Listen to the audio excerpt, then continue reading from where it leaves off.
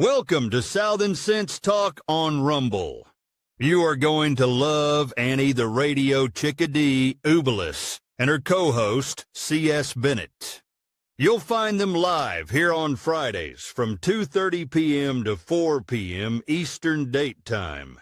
Check out their website at Southern Sense, as in commonsense.net. It's that easy, southernsense.net. So sit back and relax.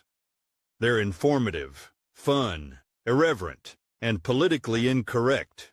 You never know where they'll go, but you'll love the journey.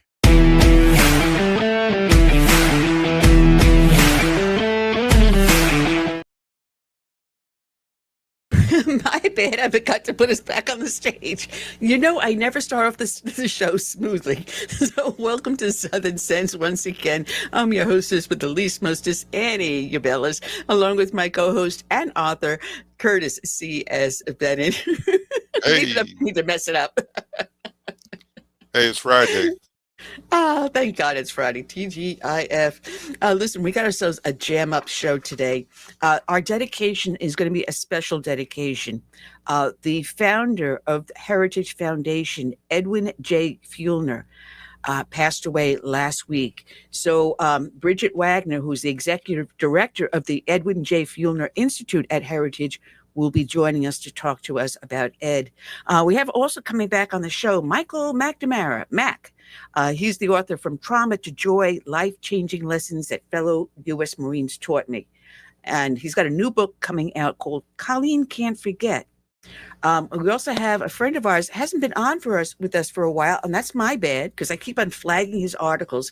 He is the editor and founder of A&D magazine. He's also a public speaker and host of Ground Truth, Charles Sam Faddis. So Sam will be joining us also.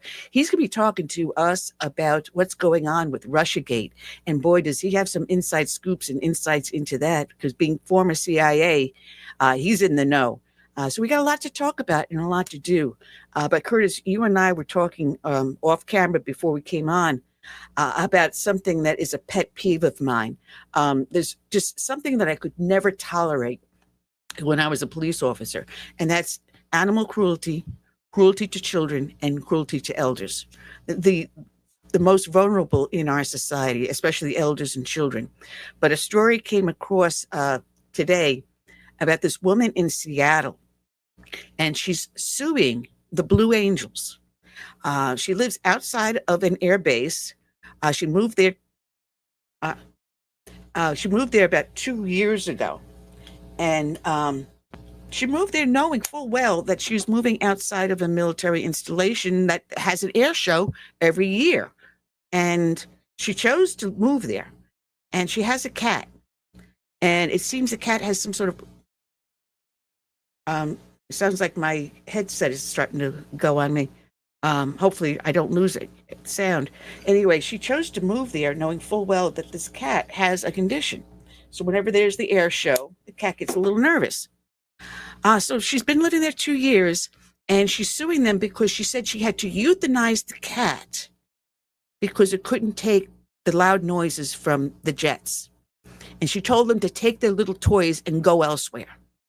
Little toys? I'm sorry. I got a problem with this. I got a big problem with this. First off, she moved fully aware that the cat has a problem. She moved to an area where she knew there were going to be flyovers and training. I live right outside an Air Force base. I'm sorry, a Marine Corps Air Base. And I was fully aware of where I was moving, but I chose a place to live that, number one, was not in a flood zone because there's water all around us. And number two, I'm outside the path of the ACUs. And the only time we had flights coming over is if they had to use this one runway for special purposes. And when they were doing construction, we were warned of the hours of operation. And until the other runways are repaired, you're going to expect this. Okay, it's part of living here. We chose to live here. She chose to live there.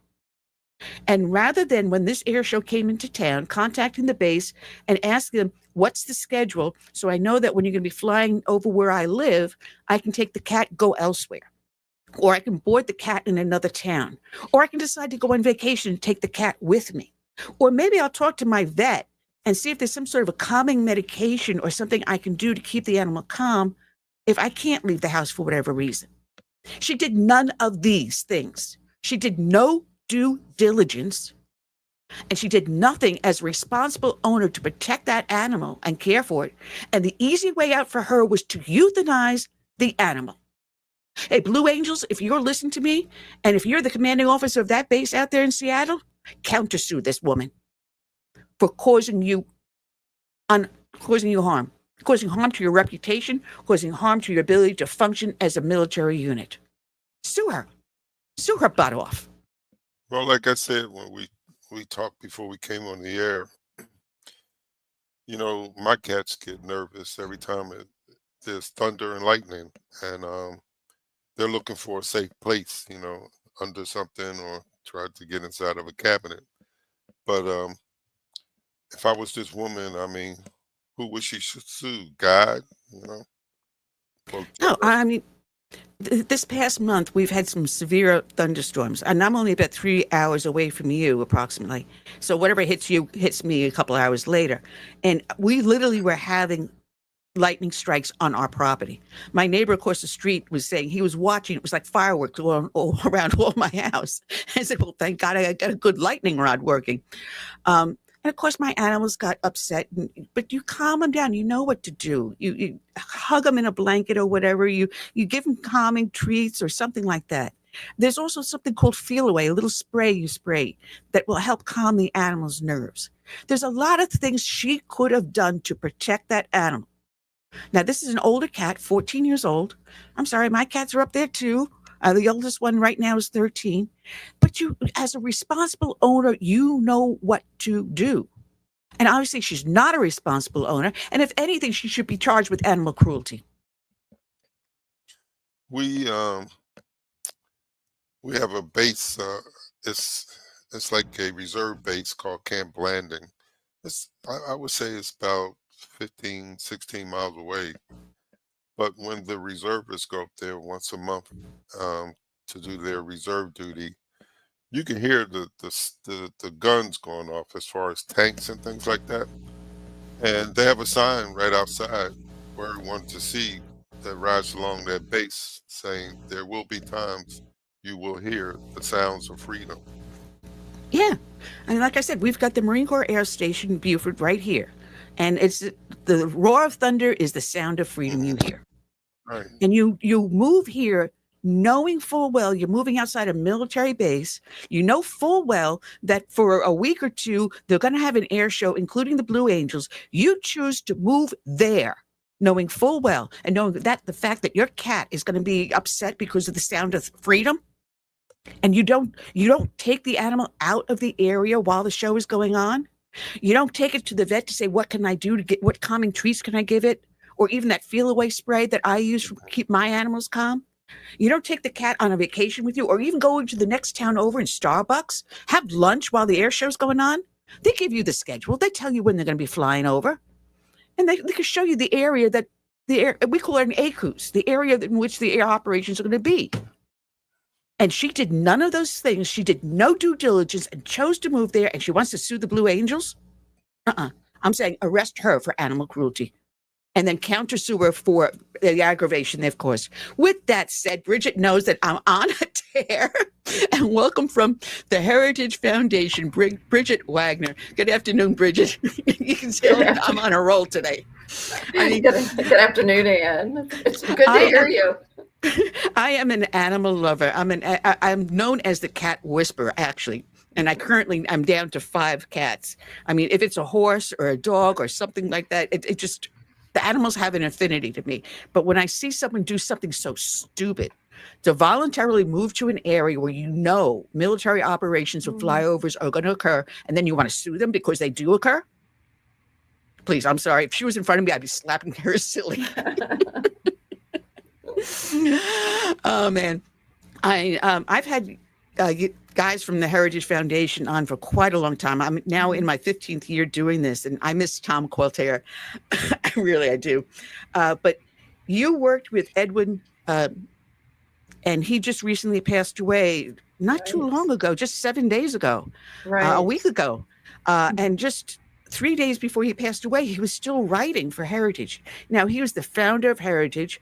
Ronald Reagan awarded him the Presidential Medal in 1989, and he's been in the forefront of conservative thinking and activism and leadership. Put him up there with Bill Buckley. And I get National Review. And lately I've been cursing out some of the writers because they're so anti-Trump. Right.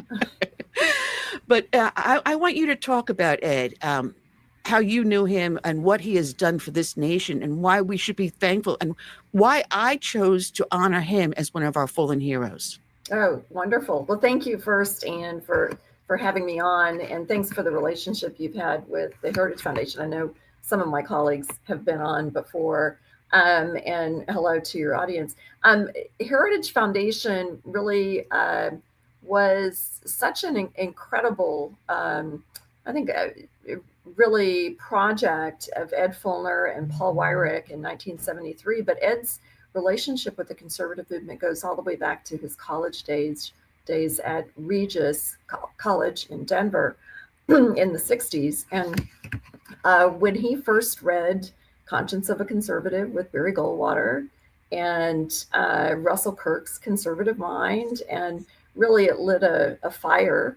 And he became involved with ISI, Intercollegiate Studies Institute, and really wanted to pursue these ideas. He had some professors who encouraged his thinking and really encouraged him to kind of network with these scholars. So we had a strong background, anchored in this Catholic education at Regis College in Denver, and then broad reading of conservative scholars and political leaders at the time, obviously following the political debates.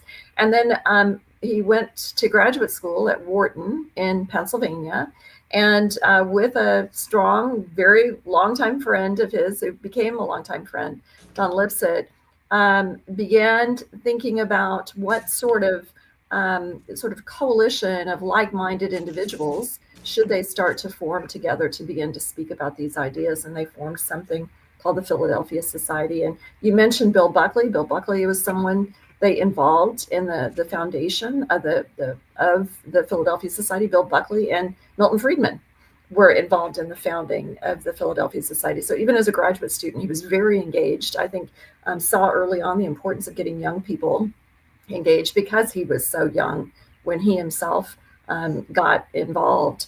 So he's always had this connection with academia, with ideas. He, through a fellowship, came to Washington, worked for what became later known as the Center for Strategic and International Studies, worked, I think also had an affiliation with the Hoover Institution, some really outstanding institutions across the conservative movement, and went to work on Capitol Hill and for Republican members. He was originally from the Chicago area, so he worked for first Melvin Laird of Illinois and worked for him then when he moved over to the Defense Department. But he was back on Capitol Hill working for Congressman Phil Crane, who was in the 70s a real leader within the conservative movement. Actually, I believe ran for president at one point, but someone who was very close to the Hillsdale community and very much known as a man of ideas. So in the early 70s, I think, as Ed always described it, Dr. Feulner always described it, conservatives, if you think about these Nixon years, conservatives were considered a minority of the then minority party. It was very difficult. We think we have challenging times now. I'm sure it was much more difficult. Certainly. Oh, it was. I'm sure. Nixon was Am I giving my age away? No, not at all. Nixon was, doing some not terribly conservative things. He was expanding government, establishing the EPA and China. And remember the whip trip. Yes, remember the whip inflation now. Yes, I mean there were a number of policies. So on Capitol Hill, I think what they found as a chief of staff as he was, and so many others, that they were really not, didn't have access to staff resources and kind of the coalition activities. And they set about sort of forming their own organization. So I think just as Americans always do, roll up your sleeves and dig right in. And they formed the Republican Study Committee in 1973. There were a number of really important kind of efforts that came together in the conservative movement in 1973.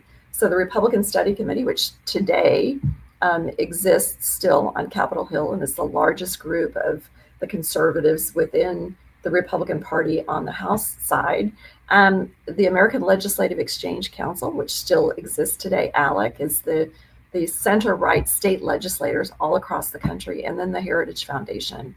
And Ed always told the story of Heritage's founding, that they had the debate of the supersonic transport, SST, we knew it as the Concorde, and the debate happened. He said conservatives were divided on this, Republicans were divided, that it had military applications.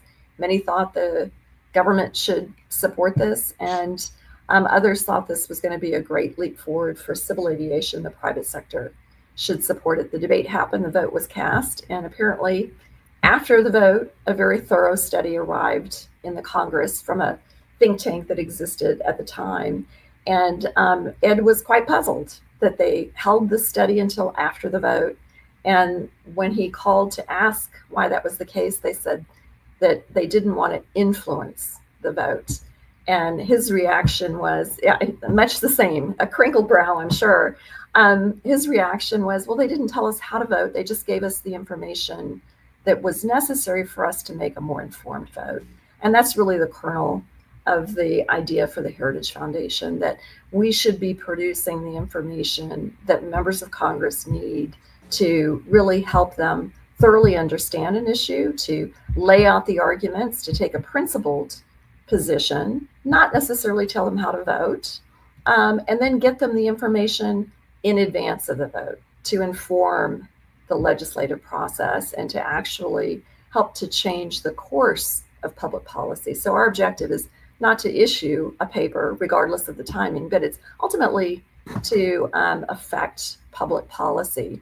So he stayed on Capitol Hill in 1977. Then he came to Heritage and took over as president. It was really then that I think Heritage is sort of kicked into gear, if you will. And then in preparation for the 1980 election with Ronald Reagan, we had a board member at the time who had served in a previous Republican administration and strongly recommended that Heritage help prepare the ground for the administration. He said that if you don't come into office prepared with a policy agenda, each day decisions must be made and others will impact that. So Heritage produced the first mandate for leadership for Ronald Reagan, and that was presented to President-elect Reagan a week after the election. And in fact, the first time he gathered his cabinet members, they each had a copy of this document. And President Reagan said, this will be our blueprint. And that's really when Heritage hit the mark in 1980 and became kind of front page news in the Washington Post, kind of hit the Washington scene. I met Ed in 1981. I was still at college and heard him speak at the University of Dallas in Texas. He had a relationship with the small Great Books Catholic University, and he was in need of someone to help him with his books and writings and speech writing, and offered me a position.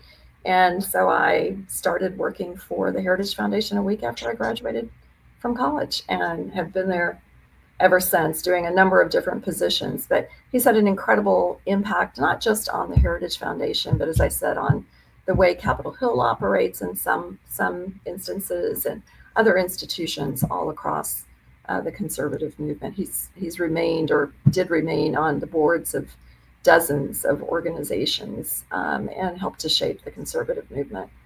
Long answer, sorry. I'm going to see a bunch of people now take their calculators out, because after I say that, they're going to go, all right, I know now how old she is, because I graduated in the bicentennial. So growing up during that time, I witnessed all of this. I mean, from the talk of the fall of Saigon, watching it on TV, watching the lunar landing, all that. That was my childhood growing up. And matter of fact, my first editorial was in the Long Island Press, if you remember that. July 4th of 1976, talking about the bicentennial and how Wonderful. it was wonderful. It was, and I was above the fold. Wonderful. Here I am less Wonderful. than 1 month out of high school. And I was praising how the celebration was. And yet I ended it with how it has invaded even our bedroom when the gentleman meets the love of his life in the bedroom and unfurls Old Glory for her. If you remember the prophylactics. Oh my goodness. So yeah, so I've been conservative since the day I was born. It's in my DNA. I say this. Having met Jacob Javits at the time, I didn't know that Mark Tapscott had worked with him at the time that I was visiting his office with my family. So this is something I've followed my entire life, and as I said, up until a few days before he passed away, on the 15th, he wrote this article, the next year's 250th July 4th celebration.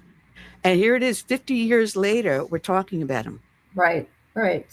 Exactly. Yes. And I know he was very excited about the 250th. In fact, Governor Youngkin of Virginia had just, I think fairly recently, maybe this year, appointed him to the Board of Overseers of Mount Vernon. So he had a great love of history. He was Virginian by choice and lived not too far from Mount Vernon. So certainly was steeped in that kind of history of the area. So yes, the 50 years spanning from before the bicentennial to the semi-quincentennial. It's funny that you mentioned Glenn Youngkin because on the 9th, he's going to be here in Columbia, South Carolina. And Drew McKissick had left a message on my phone, saying to get my tickets before, the end of today. Mm-hmm. But I'm having procedure on my back. Mm-hmm. So I had to text Drew back saying, sorry, I can't, because I'm not going to be able to drive up there. So I'm going to miss meeting Governor Youngkin. Yes. Yeah, I'm going to miss meeting him. So what the little circles? Yes. Small circles. But it's funny because I went and I did read his article, actually before he had passed away, and he had some major key takeaways in this one about us losing our economic liberty. And that's something that we've been screaming and yelling about, through the regulations and other areas in which government has invaded.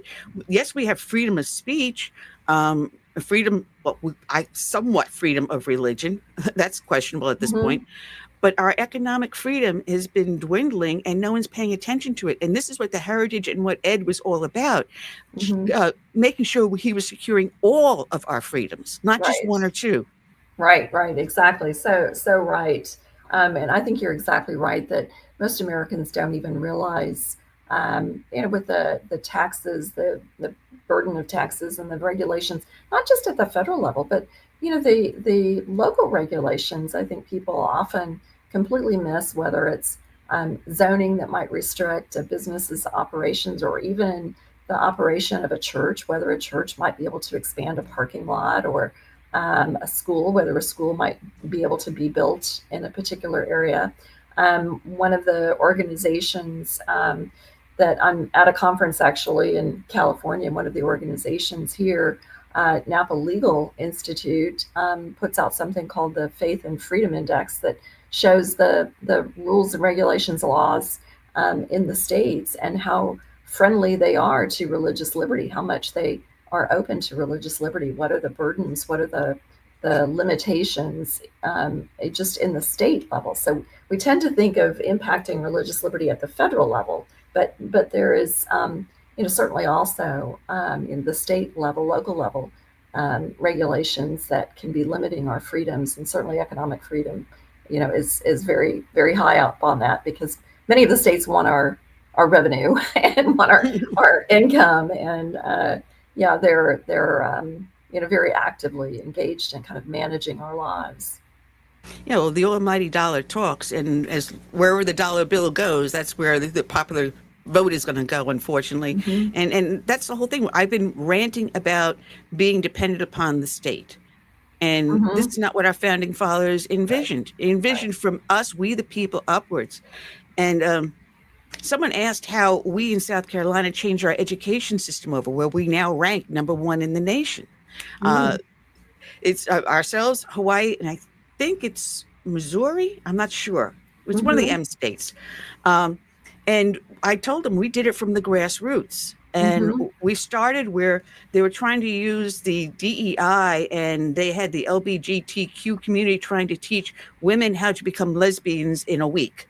And I'm sorry, this is not for the University of South Carolina. And we fought that.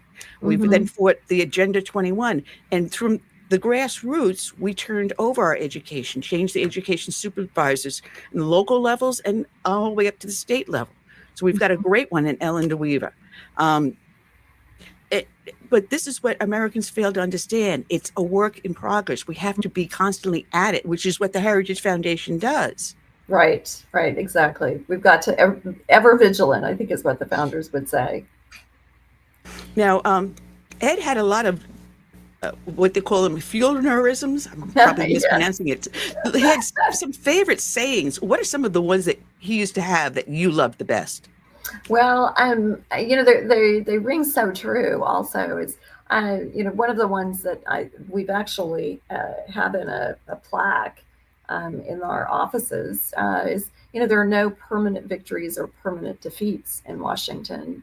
It's a constant battle basically to protect and expand our freedoms, but no permanent victories, no permanent defeats is one of the ones that I think is so applicable, and it's good to remind ourselves. We may think that we've suffered a defeat, but it's not over. We should continue the fight, ever vigilant, as you said. But even we should be watchful when we think we have succeeded. The other side doesn't stand still, so we need to be protecting of our freedoms and expanding where we can. Often we're working towards incremental victories. One of the other ones was he believed in coalition building, working together with other organizations. So he used to say we're all about addition and multiplication, not division and subtraction. So we're really we succeed when we can find common ground with our allies. I think very often Republicans and conservatives will be looking for those kind of differences, even within our own kind of coalition, even with allies on the right. There often are these purity tests, whether someone is compromising too much, and so we should be looking for areas where we can work together, even crossing the aisle on some issues. We wouldn't have, you mentioned schools and education, we wouldn't have the victories today on school choice if we hadn't sought out, particularly inner city parents, but often inner city politicians who realized the current system was failing their children. And so you could make common ground, you could find areas where you could work together, and then really build on that. So always communicating, always working together, building strategic coalitions. So addition and multiplication, Ed was always interested in building those relationships, building up trust equity, if you will, so that people understood you did share the same values. You may have different ways of going about getting there, but we should always be looking at what is it that we're ultimately seeking to do. If it's working for the children, what are those schools that are best for them, and how do we get to those schools? And I think many parents over the last several decades have come to realize public schools, the school unions, these top-down structures don't necessarily provide the best education or the best outcomes for all children. Parents should have options that best meet the needs of their families and their children. Well, you said something very important, which Heritage, I'm sorry, Curtis, Heritage does is reaching across to other organizations. And that's something that I've always touted, because for the last 16 years, I've been running the local Tea Party. And I've always said, hey, listen, I may not agree with your group 100% of the time, but you and I stand in solidarity on this specific issue. Let's concentrate on that. And then we can find some way to work with everything else. But let's look at what, and so we've defeated various different resolutions and legislations our local and state government have done by doing that. And which is what you have done. Like you worked with FAIR US over on HR2, and you've put together the 2025. Mhm. platform, which you reached across the spectrum for people to give the input on that. And what we see is in the big, beautiful bill, HR2 and 2025. Yeah. So there is a lot to say about finding who you can work with, even if you disagree on other issues. Go ahead, Curtis. I'm sorry. Bridget, I don't know how well you got to know Ed, but which one of his contributions do you believe will be missed the most in journalism? Yes, well, in journalism, I think just he had a syndicated column for many many years, and I think he had a really, I think, strong interest in connecting with outside the Beltway, as we say here in Washington, explaining our issues, our ideas, the debates of the day to citizens, so that they could become engaged, so that they understood what was happening in Washington. So I think that perspective of communicating with citizens who they may love the country, they may hate politics, they may love the country, they may not know exactly what it is about our country that makes us exceptional or unique, but always educating, always communicating so as to build those bridges, and speak so that it brings people together. He was also a very entrepreneurial. He very early on saw the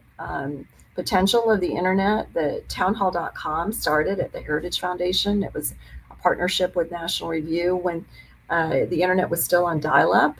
And I think we had to go through, CompuServe, I think maybe you would say.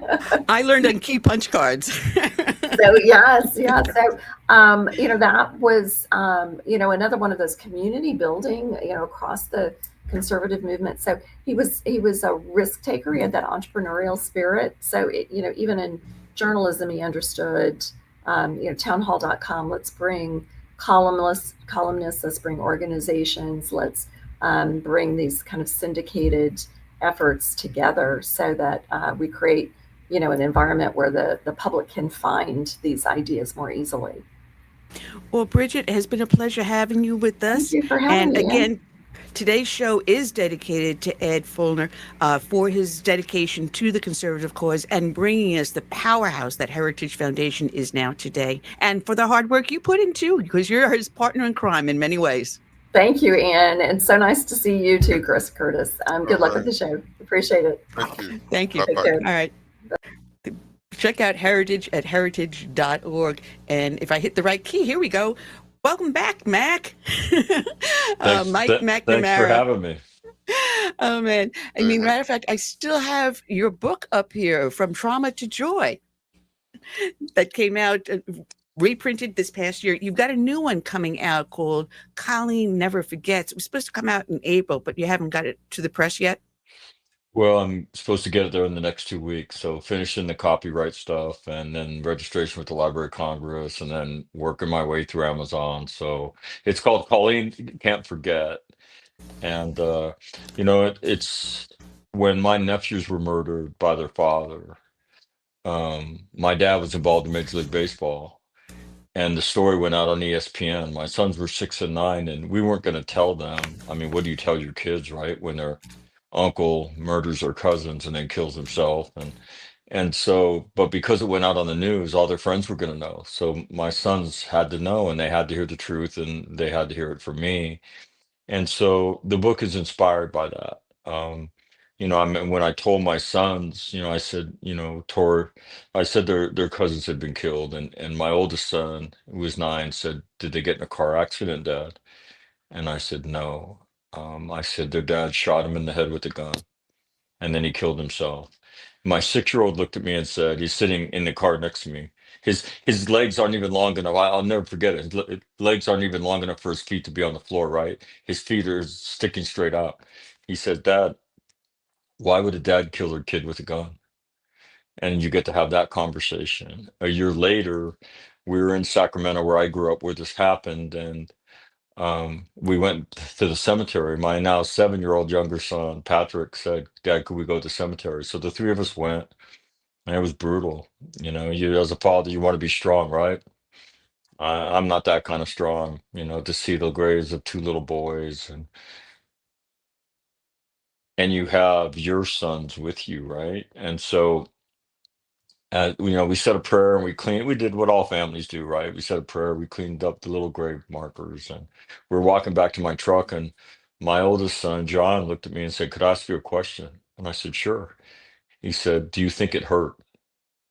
Right? So here's my 10-year-old son trying to understand what happened to his cousins, right, that day. And I mean, truth is age appropriate. And I know that as a parent, right? And I lied to him.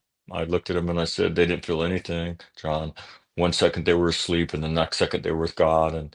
And now they're everywhere. And you can talk to them, and sometimes they'll talk back to you. But all of our kids, all our two boys and our two girls, have all learned the truth about that day when it was appropriate. And so the book is inspired by that experience. What do you do as a parent when you can't protect your child from something? And there's a whole lot of families and a whole lot of schools that are going to go through that are going through it right now with the loss of all those little kids in that flooding in Texas. What do you tell your kid? How do you teach them about that sometimes these things happen in life, right? And when these things make you sad, there's nothing wrong with you. You can't go through stuff like this without being sad. But what do you do when you're sad? Do you go in your room? Do you be by yourself? The adult version of that is I suck it up and then I go get drunk, right? And so we have a chance to teach our children as young people, right? When you're sad, you come talk to me. You come talk to your brother or sister or your mom or your grandma or your grandpa or one of your friends. And don't be afraid to talk about this because we all go through it.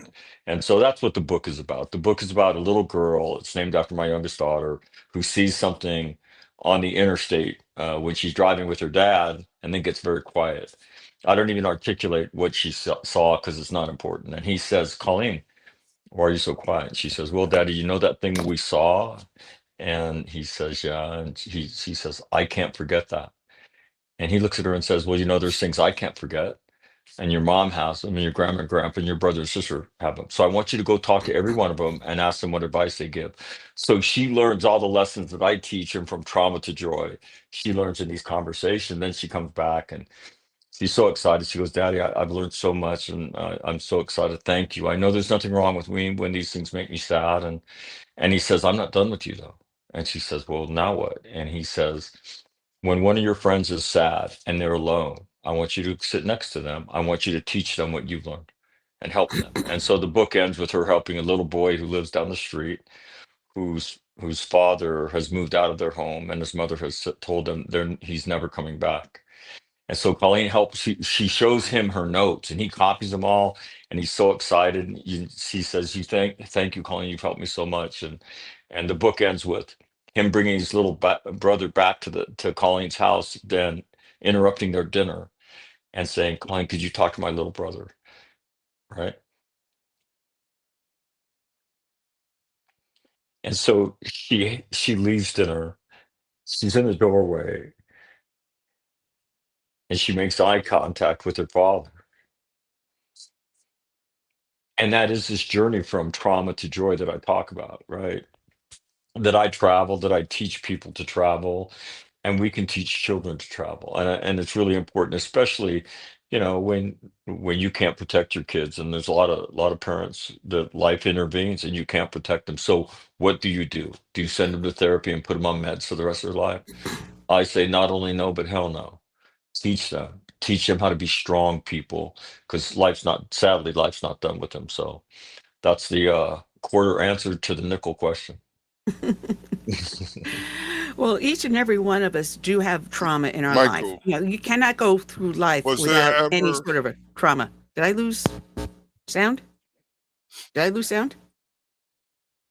I Can you can hear hear me? both. I can hear both of you. I don't know that you can hear each other though. Oh, I don't both know. of Because us? all right, Curtis, hang on just a second. Because I said each and every one of us have trauma in our lives. Some of All us right. have multiple issues of trauma, but it's how you are able then to deal with it, which is what you're teaching people. You can't change it. You're always going to have it. You're never going to forget it. But it's how you go on from that point is what the point is in both of your books, which I think adults and children should pick up and read. Go ahead, Curtis. Curtis? I was just going to ask, did your little boys ever get to a point where they ask you Can you hear me, Michael? Yeah, I can hear. Yeah, I can hear both of you. Oh, okay. I was going to ask, did your boys ever get to a point in their lives where they ask you why that happened? As in motivation for the killings of their cousin. Yeah, I mean, what the way that would happen would be something would happen in the news, right? And then that would spawn, a conversation about, well, that's what our aunt went through. That why would somebody do that? How do you get to a place where you do that? Where I mean, and so, and again, it's age appropriate, right? So my answer to the 6-year-old son was, Patrick, sometimes people go crazy. And when they go crazy, they do crazy things. And he went crazy today. And to a 6-year-old, like, okay, I know I think I know what crazy is. That makes sense. But when you're 18 or 25 and you have a much different conversation, what happened? You know, Obviously he was struggling, right? And he was shattered in his life, right? And this was going to destroy his life. And I can't exactly explain how that happens, how that makes sense to do that to your little babies, right? But yeah, absolutely. And it's still an ongoing conversation in our family, right? As different things happen, and our kids who are now young adults, right? Not so young anymore, but they're older, ranging from 22 to 38, and it's still a topic of conversation. So it's an opportunity. My thing to parents is, you're going to begin a conversation with your kids that's going to last a lifetime. And what you really are trying to do is, teach them about life. Life gets hard. Life gets horrible sometimes. And it happens. But what do we do with it? And the first thing is, you learn how to be strong. You learn the truth. It's never going to go away. You are never going to forget this stuff. And when you struggle, that means you're a normal human being. You can't go through this without struggling. What do you do when you struggle? Right? Do you go get drunk? Do you stay in your room and you play video games? Do you isolate yourself? No, no, no, no. That's not how we do it. We talk about it. We're not afraid to go there with each other, right? We help each other. You go outside, you get physically active, and you let those endorphins help your brain out on that day. You write the deep thoughts that you're feeling, right? And then the transformational event is learning how to help somebody else, learning how to help somebody else when you stick your hand into their darkness, because life shoved them into the valley of the shadow of death, right? And you look at them and you say true things. And I will tell you, one of the most powerful things I say is, you're never going to get over it. And people just look at me and say, what? I said, yeah. I got told that the day I saw one Marine decapitated and 3 other Marines, get killed in a helicopter crash. And we were trying to save, the 3 of them, and everybody wound up dying. And it was the single best piece of advice I've ever got in my life, right? And the whole thought is, you don't ever get over it. I mean, how could you, right? There's no drug, there's no amount of words you can say that makes it good. When you struggle, it means you're a normal human being, and you can still live a great life. Okay, but here's the path that you've got to walk, right? When you struggle, don't jump in a bottle of alcohol. That will destroy you, right? And all these very practical things that you can do to learn to understand it, to become stronger, and then to help others using this wisdom, and thereby transforming your life. And so the children's book is simply a way, to kind of make that message age appropriate. There's so many things you've said here, and it takes me in so many different paths. But even watching as you talk about what's going on and what has happened to you and how you arrived at this point, you can see the pain in you, but you are dealing with it. And that's the whole thing. You're never going to forget. You're never going to really get over it. But what you do from that point on speaks volumes, because you yourself had your problems with addiction. I mean, we're not taught how to deal with adversity in today's society.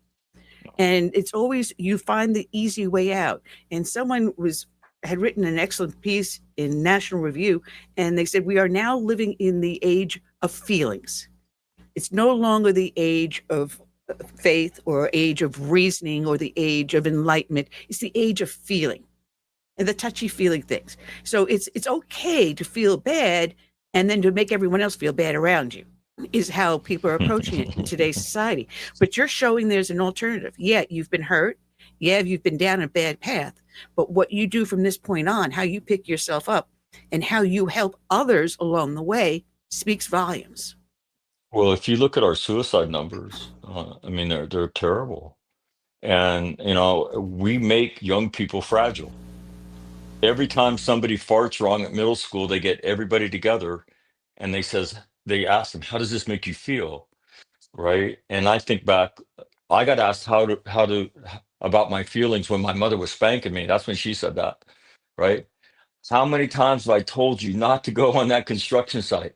Starting a backhoe? Are you out of your mind? Whack, whack, whack, whack. She smoking her Parliament cigarettes, right? And she would have that thing talking trash to me while she's spanking. And I'd look over my shoulder. She looks like Keith Richards of the Rolling Stones, right? Spanking me and talking trash to me. That's what I got asked about my feelings, right? That's no kidding. And so if you're halfway paying attention as a young kid, the conclusion is the world really cares about me and really cares about my feelings. And then you graduate from high school, what do you find out? Nobody No, cares about you. no one cares. And nobody cares about your feelings. What a stud. I mean, but we do that to people. We do that to young people. And so we create more fragile people. But the good news is that look, they're young human beings. They're not afraid of the truth. I can tell you that right now. And I have a saying, the truth lands with a thud and needs no salesman. When I look at people and say, you'll never get over it, they just look at me.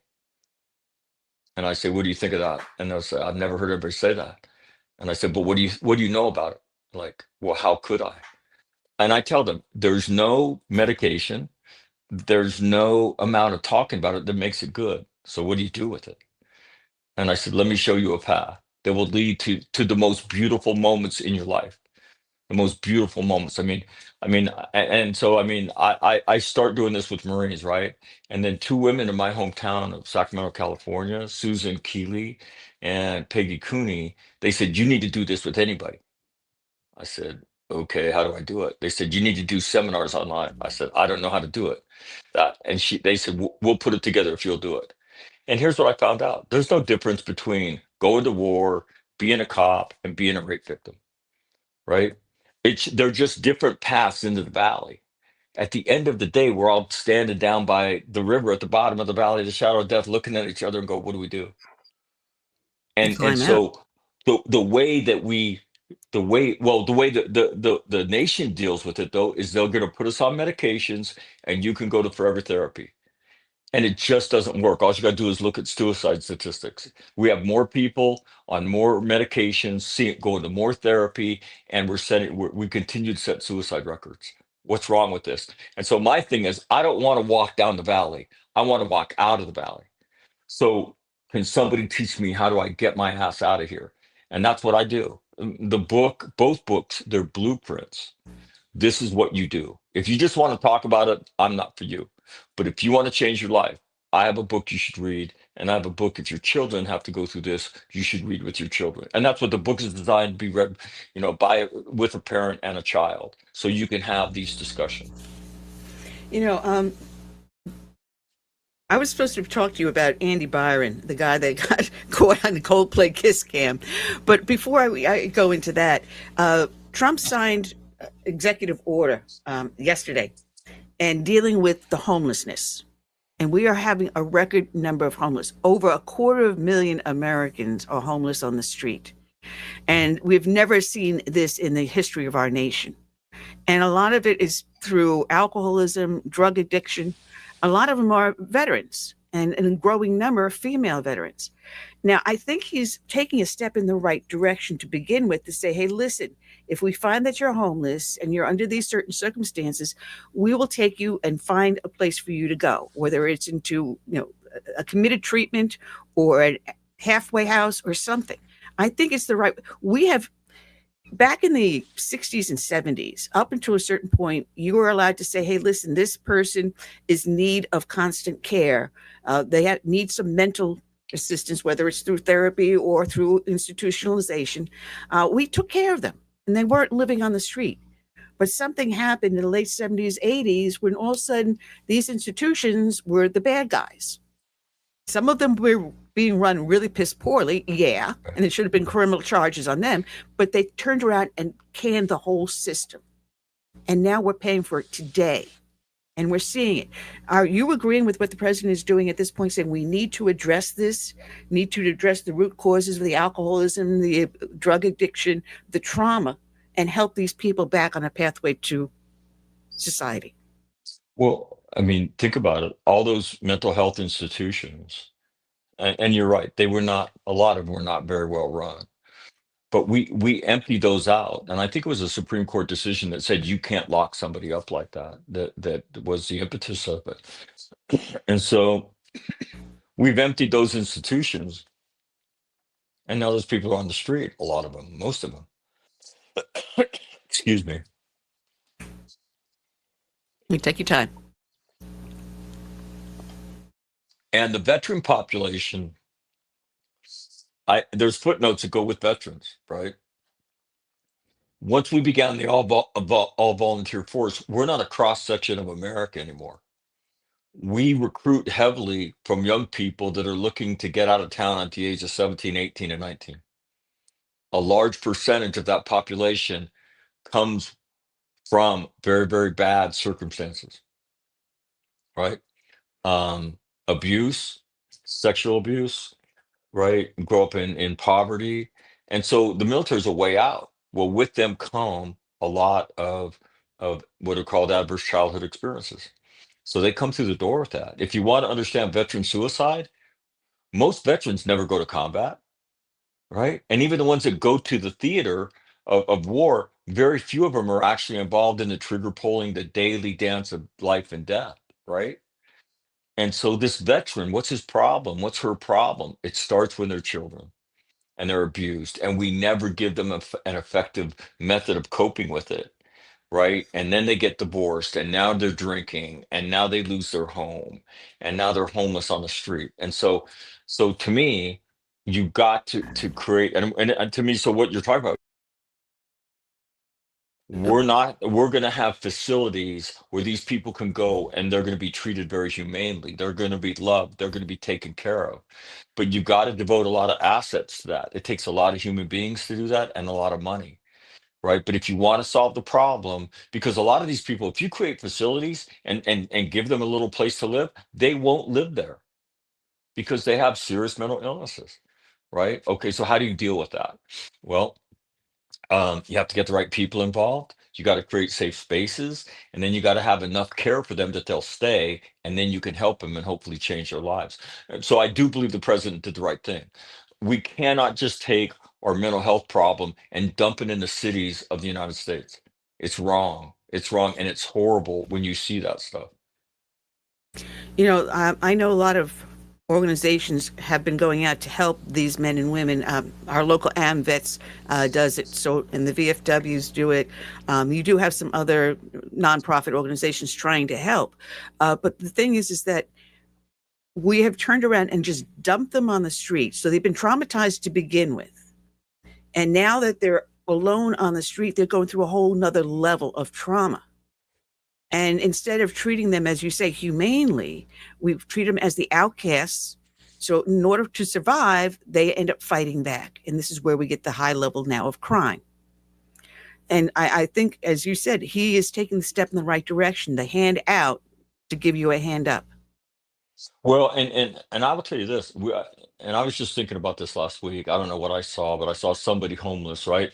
The big shopping cart, the tent, and they built this complex. We give them money, we give them food, we make it right easy to stay there, right? So we subsidize this terrible life that they live on the street, and it's fueled by mental illness. So we've got to find a way to create safe spaces, healthy spaces, and get them off the street. Because the other piece is, I live in Southern California. San Diego spent billions of dollars, right, completely renovating the southern part of the city that was piers and ports and things like that. It's beautiful. It was then overrun by homeless people, right? The smell of urine, feces, and those businesses that have gone down there invested millions of dollars, right? we can't sustain this. So, it's the lifeblood of a community, the business districts, right? We've got to take care of them. We've got to take care of these people.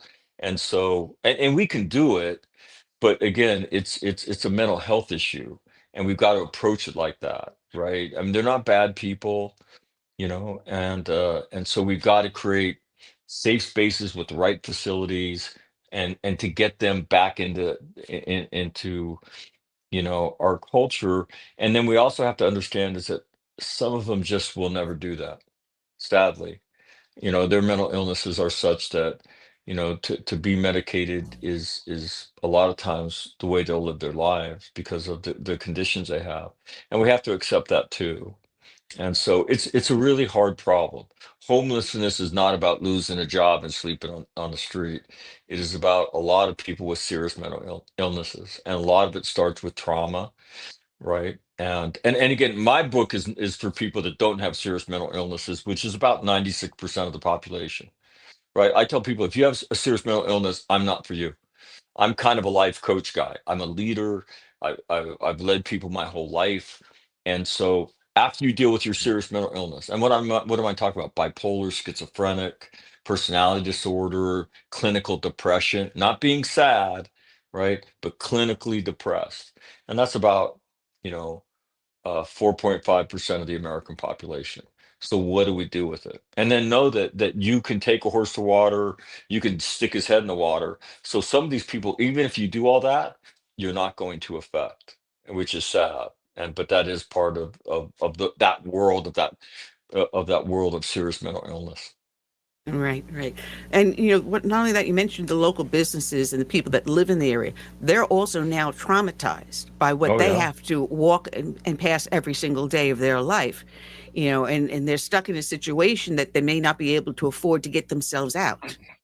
So as they Oh see yeah. their business go down the drain, their property Yeah. values drop, and they get nothing back in return, it's a whole nother level of trauma, which now Yeah. brings me over to this other guy on the kiss cam, because it's not just him, being Right. embarrassed and deciding to resign, but now it's his family, it's his friends, it's his company that are now paying the price for his bad action. Yeah, again, bad things happen. And when they happen on TV and it gets in the media, what do you do for that? Well, to me, the path is the same. Now, I don't know if that guy is an honorable man or not. I don't know what's going on in his personal life, and I don't really like to judge people. But here's what I know. When something bad happens, there's two paths you could take. You could take the honorable path. You can do the hard things, which are the right things to do. You can look at people and say, I made a terrible mistake and I'm sorry, right? And you can own it. And you can spend the rest of your life proving to people that I'm not that guy, right? I made a mistake. Because we all make mistakes. Or you can lie about it, you can blame other people, and you cannot take responsibility. One way, the right path, you can transcend the mistake, right? If you want to continue to lie and do that, you are you're making everything worse. And that wound will not go away. These wounds don't go away. And that's my point to people is that, you can apologize, but it doesn't make it go away. Right? It is by the way you live your life that people either accept your apology because they see that, your act of contrition, if you will, to use a Catholic term, and they see your remorse, and they can tell by the way you live, or you can, go on doing what you do. And in that case, what happens is people will create distance from them. I can't be around him anymore, right? He's not Hmm. the guy I thought he was. And so there's real consequences to this, right? Yeah. And I tell people just because somebody's biologically related to you or grew up with you doesn't give them the right to screw your life up anytime they want to. So if that person won't do the right things, then maybe what you have to do is say, you have to stay Yep. out here Been there, because, done that. right, Are you? you are a habitual damager. And when you damage me, I then hurt my kids and my spouse because they feel this hurt I feel. And and and I'm not proud to say this, but I mean, even if they're family members, You cannot let them screw your life up just because of that biological relationship. You could, and here's the deal: you could still love them, you could still help them. You can't let them screw your life up anymore. No, I have a favorite saying: "I may forgive you, but I will not forget." True. And with True. that, not forgetting, it helps me to protect myself from further damage. And yeah, I will. I'll talk to you. Fine, whatever. But you get to that point where I'm going to say, enough is enough. I'm walking away. And you got to be able to be strong enough to do that, which is what you do teach in your book. And I'm looking forward to the next one coming out, which should be coming out the end of next month now. Yep. Yep. Yep. Yep. Well, where can You, people find you? well, wait a minute. He got cut off. He went to say something, and I think I stepped on him. So I just wanted to say that by you sharing this, I think it opened the eyes of a lot of people to some of the struggles, a lot of people going through, especially when it comes to tragedies. I'm prior military myself, and I saw a lot of things, that a lot of normal civilians wouldn't see when it comes to death and whatnot. So, you know, as they always say, most people that have been in a war, they don't want to talk about these things, but sometimes it's good to get that out of your system and move on. That's all. well, Mac, and what I was what going I to just try to ask you because I do. got, I'm sorry. I'm I got sorry. my next guest lined up for us. Okay. Where can people find you real quick? Come on, Amazon.com. Right? They own the world, I think. So yeah, from Trauma to Joy is on there right now, and Colleen Can't Forget will be up there hopefully in the next couple weeks. Oh, Mac, it is a pleasure. And again, we welcome you on anytime. Somehow or other, we're going to work it on. We're going to come on a lot more often. I would love to. I always enjoy it, and thank you guys so much for having me. And All God right. bless. Take care. Take care. All right, check it out from Trauma to Joy up on Amazon. And it is Sam Sam Faddis, a friend of the show for a long, long time. Welcome back, Sam. It is great to be back. How are you guys doing? All right. Oh, we're just fine. I have to apologize because I've got this crazy camera. Every time I move the cursor on my screen, it zooms me out and in. And I can't figure out how to undo that. That's all right. Sam, you've got a great magazine people can subscribe to called A&D, And Magazine, that you brought onto Substack a couple of years back. And you wrote an excellent piece just recently called A Letter to Senior CIA Leadership. The problem is not perception, it is reality. And whoa, boy, what is breaking up with the Russia Gate and so on and so forth. Holy moly. What's going on here, Sam? Well, I mean, I think on some level, what's happening is that we are seeing finally recognition of what many of us have known, right? I mean, instinctively have known, but the critical element now is we're actually talking about it, and we're apparently now at least contemplating doing something serious about it. I mean, the bottom line is we talk about CIA, and I should say, by the way, just to look as a caveat, I'm going to say some things that are extremely critical of senior people in the Central Intelligence Agency. I'm not condemning everybody that's been in CIA. I'm not condemning a lot of very good, dedicated men and women that are out in the world doing really, really good things. But there are also obviously a significant number of people at the top who lost their minds a long time ago and lost all sense of what their duty was and what their job was and who they worked for.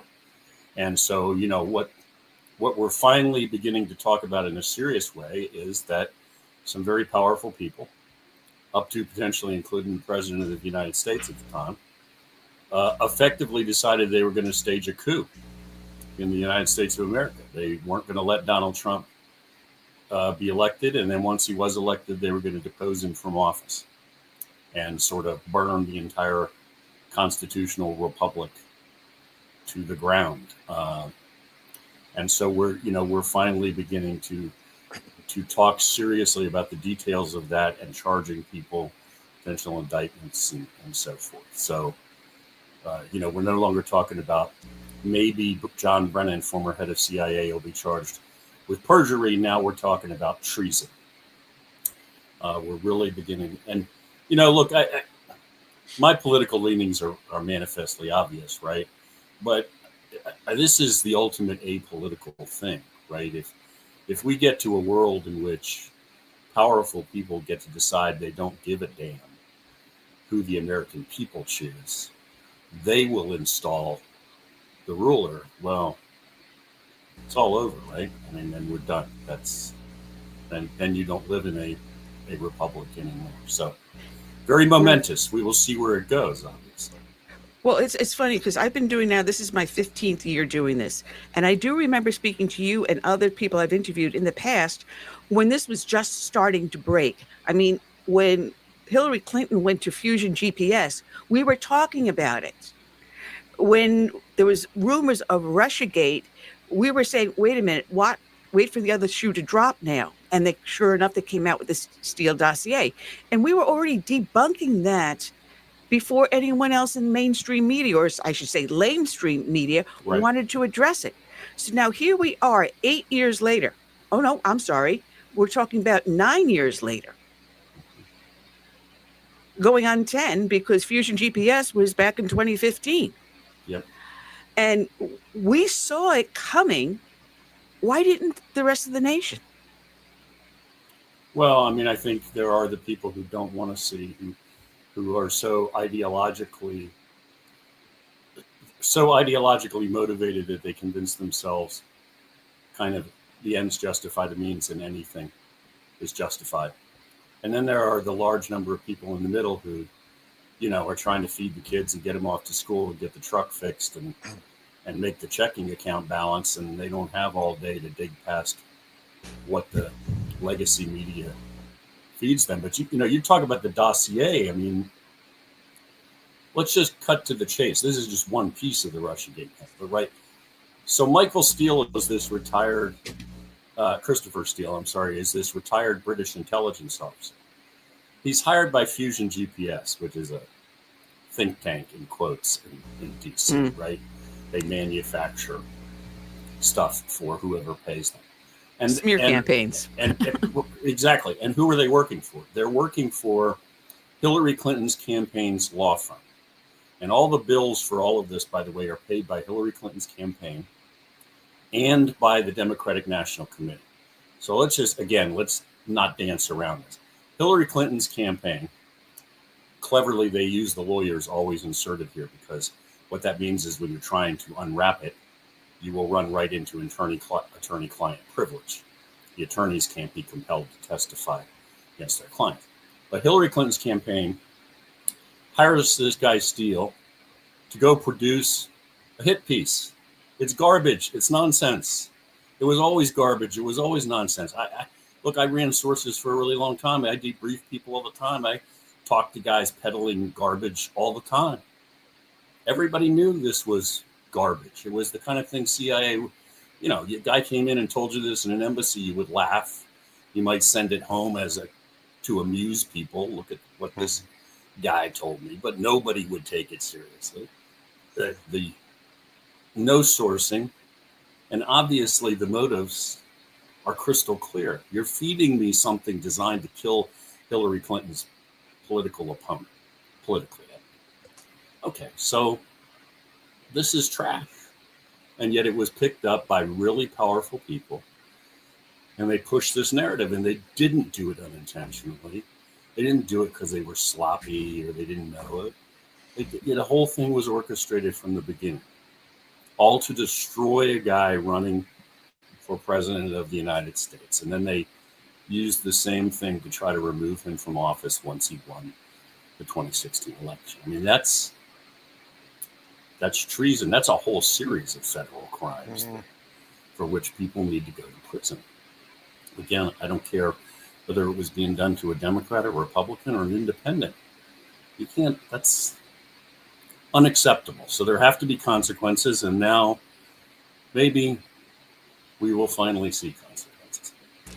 Well, it's amazing how they just timed everything. Now, it was known as the Clinton campaign strategy. They went straight into the Obama office. They sat down with the president and his advisors. It was Brennan. It was Clapper. good Lord, I can't even remember half of the others, McCabe. They knew it was bogus from day one, and yet they timed each release specifically to interfere with the Trump campaign. They released it hoping that he would get impeached as president. Yes. And I mean, it got to the point where the two FBI attorneys, Peter Strzok and Lisa Page, their email exchange was actually turned into a play that they had at the Kennedy Center, reading the emails and laughing over the way they were looking to destroy Donald Trump and his whole entire campaign and cabinet. So, yeah, well, and they did it, and they did, again, I know I'm repeating myself as I'm wont to do, but they did this with malice aforethought. They did not stumble upon the dossier and then find it useful, which would be bad enough. They hired the guy to steal to write a hit piece. He was paid by them to write a hit piece to use against Trump. Again, and then look at the CIA piece. The director of the Central Intelligence Agency is vouching for this and taking this serious. Now, a junior officer on his first tour would have read this dossier and said, I'm sorry, Hillary Clinton had a guy put together this garbage piece of nonsense with no sourcing. I'm not taking this seriously. But all of a sudden, the director of CIA is all over it, disregarding it. It doesn't matter. Senior people protest and say, come on, man, we can't use this as the basis of an intel report, an intel assessment. He's like, I don't want to hear that. I'm telling you, we're going to use it as that in and of itself is mad. And I can tell you, when I was serving, if somebody came to you with information that took you within 10 miles of American domestic politics, everybody would have been like, oh, I am not getting sucked down that road. We don't collect on Americans. We don't mess with American domestic politics. And I am not an idiot. I'm not getting dragged into that. I don't want anything to do with your stuff. Stay away from it. That would have been our attitude. No, Sam, find somebody else to write it. Yes, sir. Yeah, two of the most despicable characters in this, and we haven't mentioned, I believe, is Comey and Schiff, because they were out there, disputing what we all could see. Do you believe it would be better for us to go through a military tribunal than civilian courts with this? Since we talk about treason. I do think that we're talking about some of these people that should be charged with treason. Do I think we should go to a military court? I don't. I mean, I understand why people end up there because, well, let's face it, because they don't trust the civilian court system anymore. I think we have to be really careful and really sober here. I mean, I 100% believe there are people that need to be charged with felony federal offenses and need to go to prison. I'm not pulling any punches on that, including treason in some cases. But I think we also have to realize how close we are to losing the republic, because these people have taken us to the edge of where everything in terms of elections and the Constitution is just going to be like a puppet show, like a fig leaf, right? We're going to vote, but it isn't going to make any difference because they're going to sit in the imperial city and they'll tell us who the king is. So we got to be really careful as we proceed, in my view, to be really sober. Like, okay, we know what you guys did. We're going to color completely with inside the lines, because we got to put the country back together at the end of the day. I do believe that we are talking about potentially seeing indictments on these kinds of charges and people go to prison. Having also practiced law before I was in the agency, I don't want to pretend like that's easy. I mean, come on, man, what are we talking about? Who's going to come out of the woodwork to represent these guys as far as lawyers? The highest priced guns in the sense of trial counsel in the country. The top drawer folks will come out to defend them, and they will use every trick in the book. So it'll be painful, but I think we need to go through the pain. You mentioned something earlier about the CIA operating on domestic soil, Mhm. and that is not what they're tasked with. The FBI is solely for domestic soil, the CIA for international. And yet, starting with Bush 1 and through today, those lines have been blurred. You've got the FBI now operating overseas and the CIA operating here domestically. Uh, how do we pull that back and bring them back to their original? I'm trying to think of the Charter. Yeah, charter is a good word for it. I think we just have to commit ourselves to doing it, right? I mean, so CIA, I'll tell you how clear this is or was. You know, if I got a source, he's an Iranian, and I'm running him, I'm in Turkey, and I meet this guy, and he happens to, for some reason, travel to the United States of America. Unlikely for many Iranians, but let's just run with that. Would I, as a CIA officer, maybe take the opportunity to meet him on U.S. soil, an existing asset? Yeah, he's going to be in New York. Gives us an opportunity to potentially meet under more relaxed circumstances, talk to him. We're not bopping around at 3 o'clock in the morning worrying about getting shot. Okay. But to do that, you have to have permission of the FBI, formal permission. So I'm a CIA officer. I want to do that. Or you got an office in Washington, D.C. They want to meet a guy, a foreign source downtown. The Bureau has to be notified, and the Bureau has to give formal permission. And I'll tell you how serious that was taken. Back probably at least 10 years ago now, some guys from headquarters, CIA headquarters outside D.C., started meeting with a source that they had in Washington, D.C. It was a foreign source. It had not an American citizen. And they stopped notifying the FBI that they were doing it. So just to make a point, the FBI waited until they were in the middle of a hotel meeting in McLean or somewhere and basically came and kicked in the door and took everybody into custody and said, we don't know who the hell you guys are and what you're up to, and we need to find out. They obviously knew exactly who the heck they were arresting. They knew that they were arresting agency officers and a source, and it wasn't directed at the United States. It was their mechanism for saying, we're the 800-pound gorilla inside the United States. You have no charter to operate here unless we give you permission. Maybe we need to remind you of that. And obviously the message was received and they got their act together, right? But that's how clear that is. That the Bureau was like, no, you guys don't do anything inside the United States that we don't approve. And it absolutely should be that way. Yeah. I mean, Americans don't trust spy organizations. I hope that never changes. We don't want people crawling around in our soil spying on us. That goes against everything the country's about.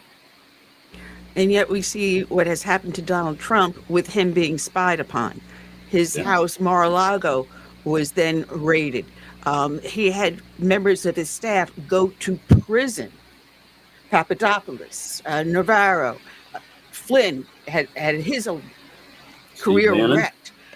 And Steve Bannon, yeah. And we've seen they've gone after everyone in his circle, including his own family members.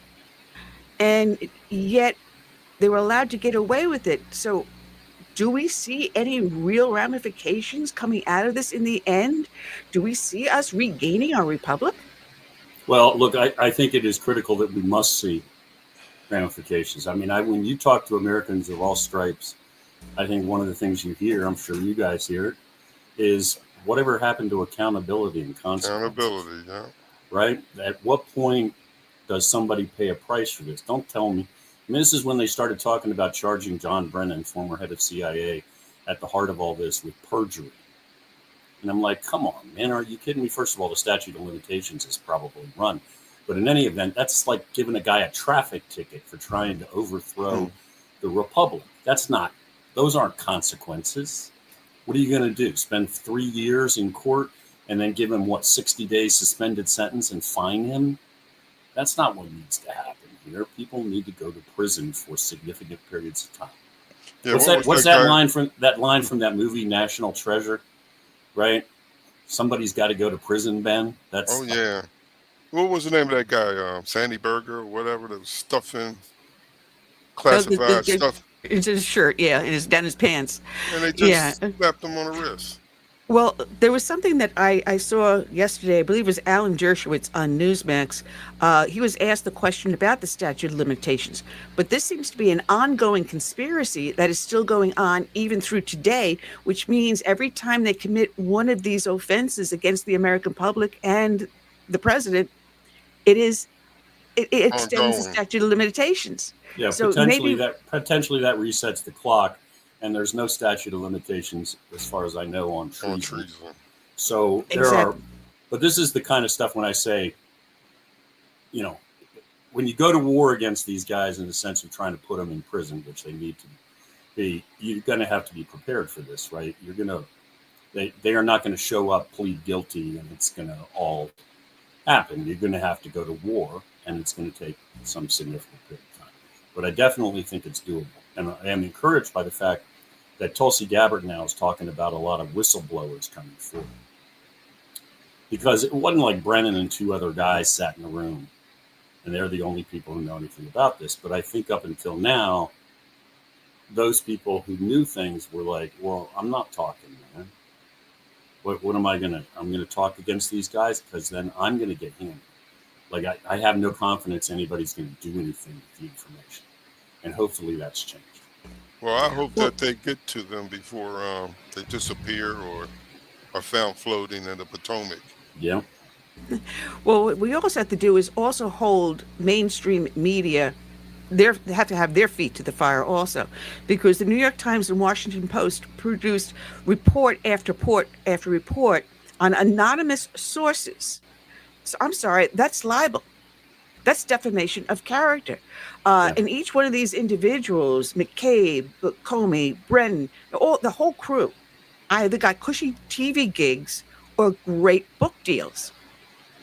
And they were hired by, as he calls it, MSDNC, or I call it the Clinton News Network, CNN. They have to be held accountable too. So I think it's going to be a multi-pronged attack to bring this whole thing down. I mean, Tulsi Gabbard is a great start because she obviously has enough now to start issuing indictments. Yeah, I think it's critical for the fate of the country, and I know that's not hyperbole. I mean, we have reached a point in our history where you got handfuls of powerful people in the capital city, and they think that they don't really have to care what the American people say. Now, I get it that any democratic system, a lot of people are not going to be happy with the result on any given day, and nobody's pretending it's perfect, but it's better than all the other systems. And I've probably said this to you before, sometimes these analogies between where we are and where the Romans were when the Republic fell get a little overdone, but I think it's appropriate in this case. I mean, they reached a point where instead of the people voting and deciding who would rule, it was whoever was the most powerful person in Rome, most powerful group of people, just installed a guy on the throne. And they lost all of their freedom and became an empire and were basically slaves from that point on. So we were right there.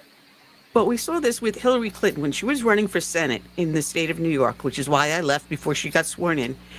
She was getting money through China, through Chinatown. These people that didn't have any money suddenly were making tens of thousands of dollars in donations. They didn't have it. It was being funneled through there. Chinese agent did go to prison for that. And then she's running for president. And now there's instances where they're saying she was not mentally competent to run for president. She was having a breakdown. And they record her on film where she was collapsed into the limo. We now have a president who just left office that we knew for a fact when he was running for office, he was incompetent. And I kept on screaming, saying that Jill should be charged for elder abuse for making him run for president. So I think the American public is starting to wake up, and maybe this may be the demise of the Democratic Party and the deep state machine. Well, I hope so. I mean, my grandfather was a Democratic congressman way back in the day, right? And Not your grandpappy's Democratic Party anymore. Well, precisely. If Charles Isaiah were here today, and he would say, "I don't see a Democratic Party, man.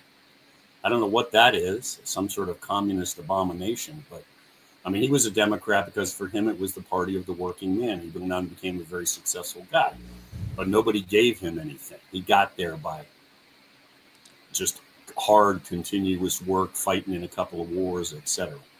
And that was what the Democratic Party was to him. It was the party of the average man and woman and standing for them. Now, somehow, it is the party of an elite that thinks they get to rule and just feeds whoever they got to lie. They just lie to whoever they got to lie to get them to continue to support it. And I believe you're right about the elites, because I really believe it was the elites that were behind the auto pen. Yeah, 100%. Biden couldn't operate, so they operated for him. Well, I mean, that's the perfect situation for them, isn't it? It's like, this guy's plant life. Let me get a pardon. And we'll just run. We'll just do whatever we want and run his signature on it. I mean, good God, Hunter Biden gets a pardon? Are you kidding me? I mean, for crimes that haven't even committed. That's the only yet. one he signed, though. That's Here, the Hunter, only one that's legitimate. You're pardoned for everything you've ever done, anything you intend to do, might want to do. Yeah, think about it. Somebody got carried away. You were talking about China. I mean, good God, Hunter Biden's laptop. You know, you look at the thing. I have a copy of the hard drive. I've had it for years now. It's like, well, to start with, there's tens of millions of dollars coming from Chinese spies to the Biden family. Is that a problem? Because the guy's the vice president. He's about to become president, and Chinese spies are handing him millions of dollars. I don't know. I think that might be a bit of an issue, a bit disqualified. So we got to bury this. So well, Sam, we're down to our last 3 minutes. It has been a pleasure as always. I'm sorry I haven't had you on sooner, but I've been reading your stuff. We see each other up on Substack. People can find A&D magazine on Substack, along as with your site too there. God bless you, Sam. We're going to get you back more often. Guys, very nice to see you. All right. God bless. Take care. Sam. All right. We are out of time, and we've got Tomei Sellers coming on next week, and I just hooked someone else new. Oh, Brandon Strucker is going to be on next week also. He's got a rally going on this weekend. So, guys, this is all we got for the show. So, Curtis and I say good night and God bless.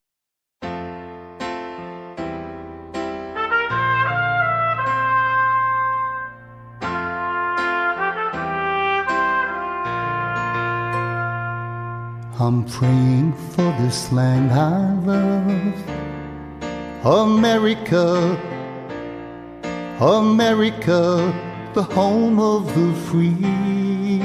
But there are people making plans to change America. They've no respect for her or what matters most to me. That's why I stand for the flag and I kneel at the cross.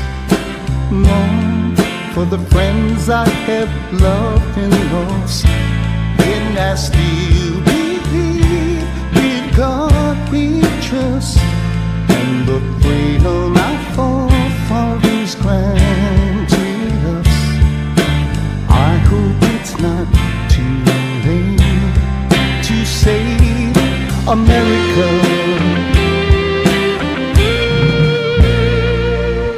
Do you hear our battle cry across America? We've got to rescue her. You know it's up to me and you to see the truth behind their lies. Don't change America. God bless America and the red, white, and blue. That's why I stand for the flag and I kneel at the cross. Long for the friends I have loved and lost. And I still believe in God we trust, and the freedom our forefathers granted.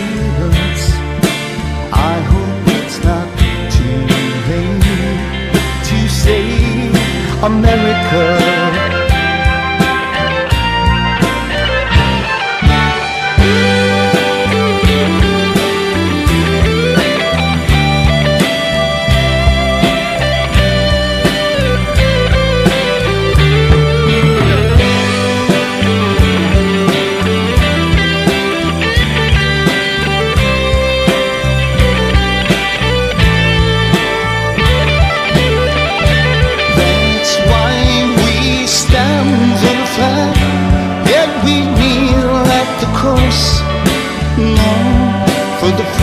We have loved and lost, and we still believe in God we trust, in the freedom our forefathers granted us. We know it's not too late to save America. Save America. Let's save America. Together we can save America.